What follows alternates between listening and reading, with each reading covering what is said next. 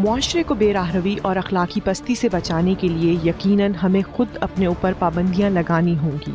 ایک پابندی یہ کہ ہم سچ کو عروج دیں، انصاف کا بول بالا رکھیں، بغض، کینہ پروری اور غیبت سے خود کو بچائے رکھیں۔ ہم دیکھتے ہیں کہ آج تمام تر معاشرہ انتشار اور بے چینی کا شکار ہے۔ ایسا لگتا ہے کہ ہم صدیوں پہلے کی جہالت کے کالے دور میں داخل ہو رہے ہیں، اپنی اخلاقی روایات اور اقدار کو پس پش ڈال رہے ہیں۔ سب سے بڑھ کر یہ کہ اخلاقی تعلیمات سے فیضیاب نہیں ہو پا رہے، جو کہ زندگی کو ایک بہتر ڈگر پر چلانے کے لیے بہت ضروری ہے۔ آپ صلی اللہ علیہ وآلہ وسلم سے جب یہ پوچھا گیا کہ ایمان کا اعلیٰ ترین درجہ کیا ہے، تو آپ صلی اللہ علیہ وآلہ وسلم نے فرمایا حسن اخلاق۔ پھر آپ سے پوچھا گیا کہ حسن اخلاق کیا ہے، تو آپ صلی اللہ علیہ وآلہ وسلم نے فرمایا کہ حسن اخلاق یہ ہے کہ جو تجھے توڑے تو اسے جوڑے، جو تجھے محروم کرے تو اسے عطا کر، اور اگر تجھ سے کوئی زیادتی کرے تو اسے درگزر کر۔ ہم اپنی ان اخلاقیات کو یا اخلاقی ویلیوز کو جب ہم معاشرے کی سطح پر دیکھتے ہیں تو پھر اس میں یہ آتا ہے کہ وہ تمام حقوق جو لوگوں کے ہمارے اوپر ہیں، ہم انہیں کس طرح سے ادا کر رہے ہیں۔ جیسے ماں باپ کے حقوق ہیں، بہن بھائیوں کے حقوق ہیں، اولاد کے ہیں، پڑوسیوں کے ہیں، رشتہ داروں کے ہیں، یہاں تک کہ مسافر کے، مسکین کے، بیوہ کے اور یتیم کے ہیں۔ وہ تمام حقوق کا ادا کرنا جو ہے وہ پھر اخلاقیات میں ہی شمار ہوتا ہے۔ پوری دنیا میں جو اسلام پھیلا تھا وہ تلوار کے زور پر نہیں بلکہ اخلاق کی بلندی اور اخلاق و کردار کی وجہ سے۔ چنانچہ حضرات صحابہ کرام، اہل بیت اطہار، اولیاء کرام، بزرگان دین پوری دنیا کے اندر جو گئے ہیں، انہوں نے اپنے اخلاق قوم کے سامنے پیش کیے۔ امام جعفر صادق کے بارے میں ایک بڑا عجیب واقعہ ہے کہ ایک مرتبہ کوئی وفد آیا اور اس وفد نے آ کر کے کہا کہ ہم تبلیغ کے لیے فلاں جگہ جا رہے ہیں۔ تو انہوں نے جواباً کہا کوشش کرنا کہ گفتگو کی ضرورت پیش نہ آئے۔ کیا مطلب؟ یعنی تمہارے اخلاق، تمہاری شخصیت، تمہاری پرسنالٹی، تمہارا کردار، کیریکٹر اتنا اونچا، اعلیٰ، بالا، عمدہ، شاندار ہونا چاہیے کہ لوگ تم سے متاثر ہو جائیں۔ ہمارے اسکولوں اور کالجوں میں اخلاقی آبیاری کا کوئی سامان موجود نہیں۔ یہی وجہ ہے کہ آج کا علم شاید ہی کسی کے لیے منافع کا سبب بنتا ہے۔ اخلاق سے رشتہ ٹوٹ جائے تو ہر چیز کے اثرات مضر ہی ہو جاتے ہیں۔ ہماری اپنی ثقافت کی احیاء ہم نے نہیں کی، اس کی پرورش ہم نے نہیں کی، اور اس کو ہم نے ٹائم نہیں دیا۔ تربیت ان اخلاقی قدروں کے سانچے میں اپنے بچوں کے ہم نے نہیں کی۔ چنانچہ اس دوران ایک اور حادثہ رونما ہوا۔ مغربی تہذیب نے ہماری تہذیب پر حملہ کر دیا، اور اس تہذیب کی وجہ سے اور مغربی تہذیب کی وجہ سے ہمارے بچوں میں ہماری اپنی تہذیب کی قدروں کا فقدان ہو گیا ہے، اور ہماری حکومتی سطح پر بھی ان تہذیبوں کو روکنے میں، اپنی تہذیب کو پروان چڑھانے میں کوئی کردار ادا نہیں کیا گیا۔ کوئی بھی ایجوکیشن یعنی جسے ہم تعلیم کہیں، وہ تربیت کے بغیر ایسا ہے جیسے کسی پرندے کے دو پر میں سے ایک پر کاٹ دیں آپ، وہ اڑ نہیں سکتا۔ تو تعلیم اور تربیت دونوں ایک ساتھ چلتے ہیں۔ باہر بندہ آیا، اس کے پیسے تھے میرے پاس، بیٹا آیا فلاں، اس کو بولو کہ نہیں ہے گھر پہ جی۔ اب مجھے آپ صرف یہ بتائیں کہ بچہ میری نصیحت کو پکڑے گا یا میرے اس ایکشن کو پکڑے گا کہ اس کو بولو کہ میں گھر پہ نہیں ہوں۔ اتنے بچے معصوم بھی ہوتے ہیں کہ کہتے ہیں ابو کہہ رہا ہے میں گھر پہ نہیں ہوں۔ بڑی عجیب بات ہے کہ آج کے دور میں ہم کسی کی تکلیف سے بھی لطف اندوز ہونے کی کوشش کرتے ہیں۔ یہی وہ اخلاقی افراتفری ہے جسے ہم سائنس کی تیزی بھی کہہ سکتے ہیں، جس کی وجہ سے لوگ ایک دوسرے سے دور ہیں۔ آپ دیکھیے کہ روڈ پہ ایک ایکسیڈنٹ ہوا ہوگا، گزرنے والے اسکوٹرز، کار وہاں رک جائیں گی، چاہے وہ اتر نہیں رہے ہیں، اس کی کوئی مدد نہیں کر رہے، لیکن وہ رک جائیں گے۔ کیوں رک جائیں گے؟ اس لیے کہ آج کے دور میں تو چلیں کوئی اس سے موبائل سے اس کی تصویر بنا رہا ہے یا مثال کے طور پہ اس کو ریکارڈ کر رہا ہے، لیکن اس معاشرے میں جسے ہم ویسٹرن کنٹریز کہتے ہیں، اس معاشرے میں اگر کوئی کسی کی مدد کر رہا ہے تو اس کو اپریشیٹ کیا جاتا ہے، اس کو مشکوک نہیں بنایا جاتا۔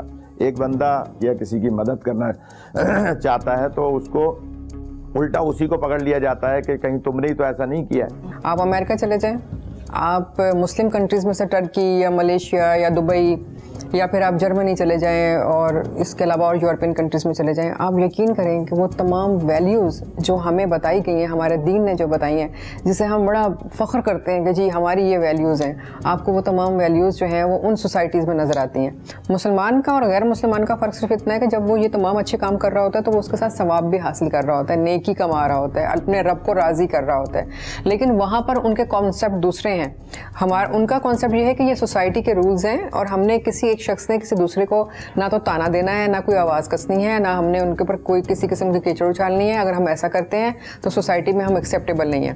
لیکن جب ہم اسلامک معاشرے کی بات کرتے ہیں تو یہ تمام چیزیں ہمارے دین کی طرف سے ادب اور آداب میں شمار ہوتی ہیں کہ اگر ہم یہ کر رہے ہیں تو گویا ہم بھی ایک اچھے انسان نہیں ہیں, لیکن اگر ہم ان چیزوں کا, ان ویلیوز کا خیال کر رہے ہیں, دوسرے کو عزت دے رہے ہیں, چھوٹے سے پیار کر رہے ہیں, جہاں پہ سوسائٹی میں اگر کسی مسکین کو, یتیم کو, بیوہ کو کوئی ضرورت ہے اس کے لیے ہم کام کر رہے ہیں, تو ہم جہاد جیسے بڑے کام کے ثواب میں شمار ہو رہے ہیں. تو گویا یہ فرق ہے, لیکن ویلیوز وہی ہیں.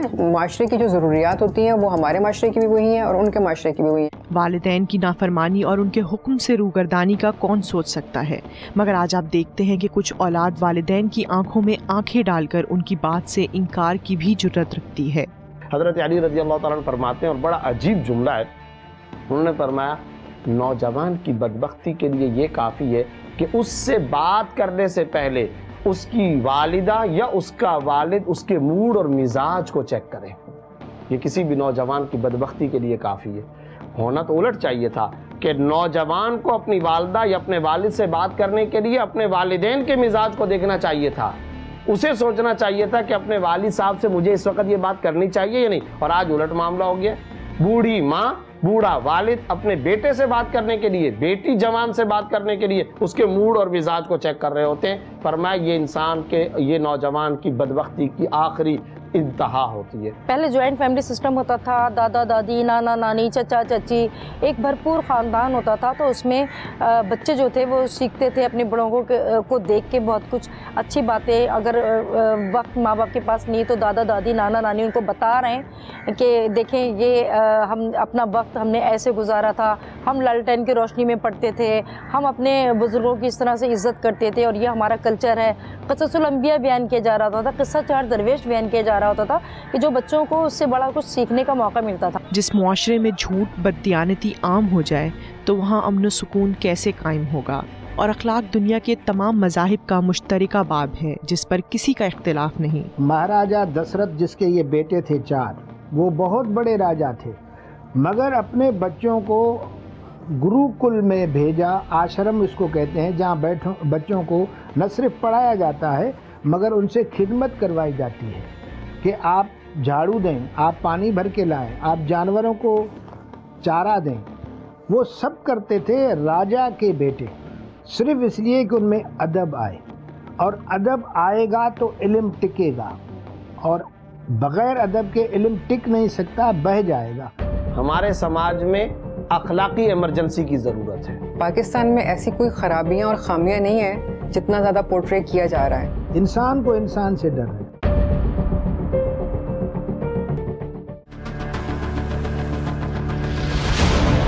لسانیت و قومیت کی گہما گہمی ہو یا ظلم و ستم کی گرم ہوائیں, غارت گری اور قتل وہ ناسور ہیں جو بد اخلاقی اور روایات کی پاسداری نہ ہونے کے سبب فروغ پاتے ہیں. جب بچوں کے اندر شروع سے خدا خوفی نہیں ہوگی, خدا ترسی نہیں ہوگی, آخرت کا خوف نہیں ہوگا, تو اس کا ذہن جو ہے باغیانہ ہوگا. جب باغیانہ ہوگا وہ دہشت گردی کی طرف بھی جا سکتا ہے, وہ چوری کی طرف بھی جا سکتا ہے, وہ منشیات کے استعمال کی طرف بھی جا سکتا ہے, اور چنانچہ تشدد کی طرف بھی اس کا سفر شروع ہو سکتا ہے. جب آپ کو جو آپ کا ڈیو رائٹ ہے وہ جب نہیں ملتا, چاہے وہ کوئی بھی انسان ہو, وہ بچہ ہو, وہ بڑا ہو, تو اس کے اندر ایک نیگیٹیوٹی ضرور پیدا ہوتی ہے. اور وہ کہتا ہے کہ میں بھی اتنی محنت کر رہا ہوں جتنا دوسرا بچہ محنت کر رہا ہے, اس کو تو اس کا پھل مل گیا, لیکن مجھے میرا وہ پھل نہیں مل رہا, وہ حق نہیں مل رہا جو کہ میں بھی ڈیزرو کرتا ہوں. یہ نیگیٹیوٹی جب 2-3 جگہ سے ملٹی پلائی ہوتی ہے تو وہ یقیناً پھر اپنا ایک اثر بھی رکھتی ہے. پھر وہ شخصیت میں اثر انداز ہوتی ہے, شخصیت میں نیگیٹیوٹی آتی ہے, اور پھر وہ کہیں نہ کہیں اس کا رسپانس آتا ہے اس شخصیت کا. تو یہ ہمارے معاشرے کا ایک کہنا چاہیے کہ تمام لوگوں کا مل جل کے ایک رویہ بنتا ہے, جس کی وجہ سے یہ نیگیٹیوٹی نظر آتی ہے. گھر میں اگر ماں باپ اچھا سلوک کر رہے ہیں بچے کے ساتھ, استاد بھی اس کو رسپیکٹ دے رہا ہے, سوسائٹی میں اس کو رسپیکٹ مل رہی ہے, تو کبھی بھی نیگیٹیوٹی نہیں پروان چڑھتی. میں کہتا ہوں یہ زمانے کی سب سے بڑی بد اخلاقی ہے, ٹیلنٹ کا قتل عام ہے اور استحقاق کا خون کر رہے ہیں. بے شمار گھروں کے اندر جو آپ چولہے بجھا رہے ہیں, آپ کو ان کی, ان ماؤں, ان بچوں کی آہیں لگیں گی. حق اس کا تھا اور آپ نے کسی اور کو نوکری دے دی ہے. اس کا استحقاق تھا کہ آپ اس کو یہ سپورٹ, یہ مدد یا اسکیم کے اندر یا یہاں پر یہ فارم لینے کا استحقاق رکھتا تھا, لیکن آپ نے اس کو چھوڑ کر کے محض اپنی کمیونٹی کو, محض اپنی رشتہ داری کو, محض اپنے عزیز ہونے کو ترجیح دی. تو آئے دن ہم یہاں دیکھتے ہیں ٹیلنٹ کا قتل عام ہو رہا ہے. اخلاق کے بغیر انسان کا گروہ انسان نہیں بلکہ حیوانوں کا ریوڑ کہلائے گا, اور جب اخلاقی رویے ماند پڑ جائیں تو معاشرہ درندگی کا روپ دھار لیتا ہے, اور پھر ایسے لوگوں کی کثرت ہو جاتی ہے جو ایک دوسرے کو ہمہ وقت چیر پھاڑ کر کھانے کے در پہ ہوتے ہیں. دوسرے لفظوں میں ہم اسے دہشت گردی کہہ سکتے ہیں. انسان کو کس سے ڈر رہے ہیں؟ یہ جو بڑے بڑے آپ تالے اور یہ چھٹرس لگاتے ہیں, شیر کے لیے, گیدڑ کے لیے, لومڑ کے لیے, انسان کے لیے. انسان کو انسان سے ڈر رہے ہیں. انسان وہ واحد مخلوق ہے اللہ کی جو اپنے جیسوں کو مارتا ہے, کیونکہ اخلاقیات نہیں ہے. انسان کو مار کر آپ خوش ہو رہے ہیں, کوئی شیر کو تو نہیں مارتا, یعنی جانور بھی ہم سے بہتر ہیں اسی لحاظ سے. تو میں یہ عرض کر رہا ہوں یہ سب کچھ ہوگا اگر ہم اپنی ایجوکیشن کو رائٹ کریں گے, اس میں اخلاقیات, ایتھکس شامل کریں گے. لاہ عمل بنائیں کہ ہمارے بچے اس طرف جائیں نہ, بے روزگاری کا خاتمہ کریں, تعلیم کو عام کریں. اس میں جو بنیادی بات ہے تعلیم کی کمی ہے, جہالت ہے. ہمارے نادرن ایریاز سے یا کہہ لیجئے کہ سرحدی علاقوں سے یا ہمارے کہہ لیجئے پنجاب کے کچھ علاقے ہیں, کچھ سندھ کے ایسے علاقے ہیں جہاں بہت زیادہ غربت ہے, تو ان کو اگر تھوڑے سے پیسے دیے جاتے ہیں وہ بچوں کو بیچ دیتے ہیں کہ بھائی ہمیں کھانے کو کچھ نہیں ہے تو چلو ہمارا بچہ لے جاؤ. وہ لے تو جا رہے ہوں گے اس وقت اس خیال سے کہ ہم اسے دینی تعلیم دیں گے, ہم اسے اچھا آدمی بنائیں گے, ہم اسے جو ہے وہ تربیت دیں گے, لیکن وہاں جا کے تربیت کچھ اور ہوتی ہے. کیونکہ اب کچھ عرصے سے جب سے یہ ہمارے یہاں آپریشن ضرب عضب اور اس کے بعد رد الفساد اور یہ شروع ہوئے, تو واقعاً ہماری فورسز نے, ہمارے اداروں نے اس بات کو درک کیا کہ ہم اس کی تہ تک جائیں. بنیادی طور پر جب تہ تک پہنچ گئے تو آپ دیکھیے کہ آپ کافی حد تک پاکستان میں یہ جو ہے وہ دہشت گردی کم ہوئی ہے, اور تقریباً 75-80% اس وقت نہیں ہے. ملاوٹ, ذخیرہ اندوزی, رشوت, کمیشن, اقربا پروری, وسائل کی غیر منصفانہ تقسیم, حقوق پر ڈاکہ, جھوٹ, مکر, فریب, بدعہدی اور دفتروں میں چائے پانی کی اصطلاح, یہ سب بد اخلاقی اور غیر روایتی رویے نہیں تو اور کیا ہیں, اور یہی چیزیں دراصل بدامنی, انتشار, احساس کمتری کو جنم دیتی ہیں. فائل کو ٹائر لگاؤ, پہیے لگاؤ, کیا مطلب اس کا مطلب یہ پیسے دو, اس کا مطلب یہ کہ رشوت دو. یہ رشوت, یہ اقربا پروری, یہ میرٹ کا قتل عام, یہ ہمارا کمیونٹی سطح پر اخلاقی زوال, یہ وہ قدریں ہیں جن کو آج ہم نے معاشرے کے اندر کھو دیا ہے. انہیں ریسٹور کرنے کی ضرورت. پاکستان میں ایسی کوئی خرابیاں اور خامیاں نہیں ہیں جتنا زیادہ پورٹری کیا جا رہا ہے. پاکستان کے خلاف, میں خود ایک پولیٹیکل سائنس کی اسٹوڈنٹ ہوں, تو یہ ایک پورا پروپیگنڈا ہے جو کہ پاکستان کے خلاف باقاعدہ کریٹ کیا گیا ہے اور کریٹ کیا جا رہا ہے, اور اس کی بہت ساری وجوہات ہیں, وہ سب لوگ جانتے ہیں کہ پاکستان اس وقت کس راستے پہ چل رہا ہے, اور انشاءاللہ تعالیٰ اب میرے رب کی اسی طرح مدد شامل حال رہی تو پاکستان انشاءاللہ ایک بہت اچھے ترقی یافتہ ملکوں کے صف میں بھی شامل ہونے والا ہے. تو ہم چونکہ ایک اچھے ٹریک پہ چل رہے ہیں تو ہمیں ڈیریل کرنے کے لیے ایسے پروپیگنڈاز کی جاتے ہیں کہ پاکستان میں جو ہے دہشت گردی بہت ہے, یہاں کے لوگ اچھے نہیں ہیں, اور وہی لوگ جو کہ سیاست سے ہٹ کر ایک سیاح کی حیثیت سے پاکستان میں آتے ہیں تو اس قدر محبتیں لے کے جاتے ہیں کہ وہ سالوں گیت گاتے رہتے ہیں. آپ جو بھی آتے ہیں پاکستان میں آپ دیکھیں ان کے ویوز کیا ہوتے ہیں, بعد میں جا کے وہ کلپس لگا رہے ہوتے ہیں سوشل میڈیا پہ کہ ہم پاکستان گئے تھے, ہمیں اتنی محبت ملی, ہمیں اتنی رسپیکٹ ملی, یہاں یہ چیز اچھی تھی, یہاں وہ چیز اچھی تھی.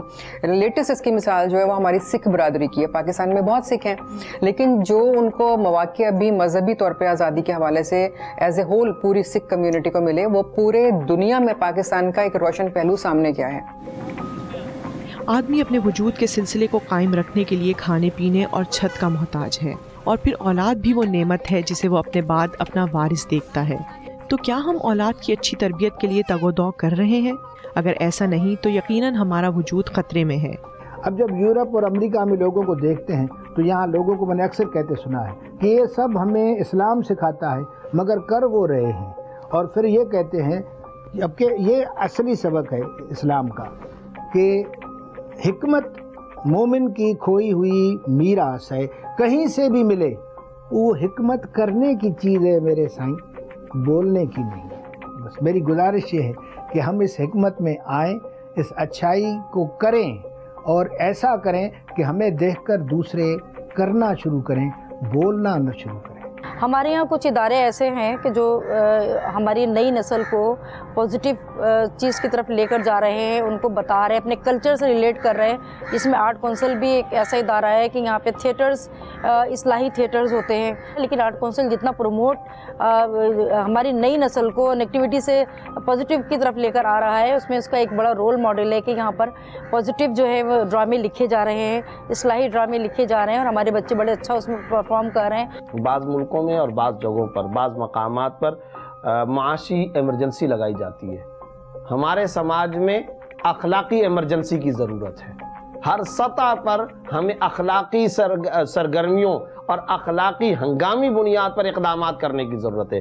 ممبر کو، مدرسے کو، مسجد کو، کالج کو، یونیورسٹی کو، تعلیمی اداروں کو، حکمران سے لے کر خاکروب تک ہر سطح پر ہمیں اخلاقی ایمرجنسی لگانے کی ضرورت ہے، تاکہ ہم اس قوم کو حقیقی معنی میں قوم بنا سکیں، جتھا اور ہجوم نہ بنائیں، بلکہ انہیں کامیاب ترین افراد کے معاشرے کے اندر تبدیل کریں۔ آج معاشرے کو اسی بات کی سب سے زیادہ ضرورت ہے۔ اخلاق حقیقت میں انسان کا اصل جوہر ہے۔